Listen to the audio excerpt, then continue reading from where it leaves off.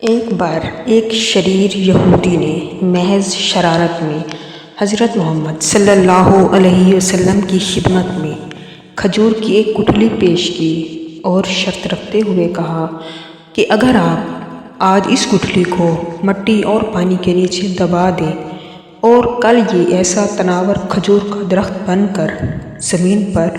اگ آئے، یعنی اس میں کھجوریں بھی پیدا ہو جائیں، تو میں آپ کی تعلیمات پر ایمان لے آؤں گا، گویا مسلمان ہو جاؤں گا۔ رسول پاک صلی اللہ علیہ وسلم نے اس کی یہ شرط تسلیم کر لی اور ایک جگہ جا کر آپ صلی اللہ علیہ وسلم نے اس گٹھلی کو مٹی کے نیچے دبا دیا اور اس پر پانی ڈالا اور اللہ سبحانہ و تعالیٰ سے دعا بھی کی اور وہاں سے تشریف لے آئے۔ اس یہودی کو دنیاوی اصولوں کی کسوٹی پر یقین کامل تھا کہ ایک دن میں کسی طرح بھی کھجور کا درخت تیار نہیں ہو سکتا، لیکن رسول مکرم صلی اللہ علیہ وسلم کی ذات اقدس کی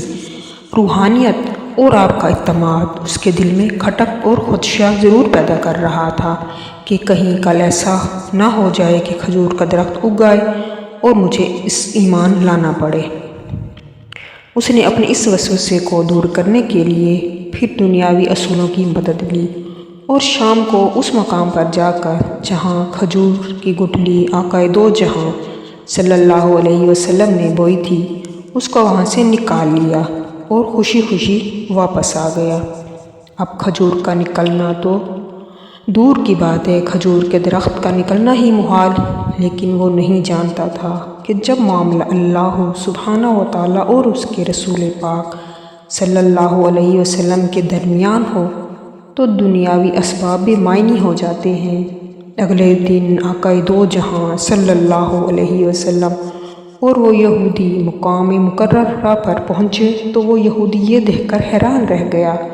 کہ وہاں ایک تناور درخت کھجور کے گچھوں سے لدا کھڑا ہے۔ اس یہودی نے جب اس کی کھجور کو کھایا تو اس میں گٹھلی نہیں تھی، تو اس کے منہ سے بے ساختہ نکلا، اس کی گٹھلی کہاں ہے؟ مرقوم ہے کہ اس موقع پر آپ صلی اللہ علیہ وسلم نے ارشاد فرمایا، گٹھلی تو تم نے کل شام ہی نکال لی تھی،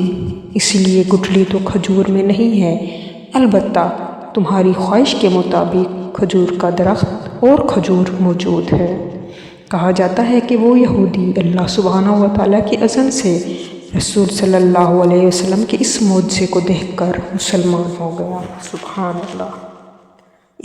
اس واقعے کے بعد آج تک بغیر گٹھلی والی معجزاتی کھجور مدینہ منورہ میں خوب اگتی ہے، دکانوں پر فروخت ہوتی ہے۔ اس کھجور کا اصل نام سکھل ہے، اسے سخل بھی کہتے ہیں، اور اگر آپ کو نام یاد نہ بھی رہے تو اس کو بے دانہ کھجور کہہ کر بھی طلب کر سکتے ہیں۔ اب بہت زیادہ علم رکھنے والے بالخصوص نباتات کے ماہرین یہ بھی پوچھیں گے کہ جب سکھل کھجور میں گٹھلی نہیں تو اس کی مزید کاشت 1400 سال سے کیسے ہو رہی ہے؟ تو بتانے والوں نے بتایا کہ اس کے سوکھے پتے کھجور کے باغوں میں مٹی کے نیچے دبا دیتے ہیں، جس سے یہ کھجور اگ آتی ہے۔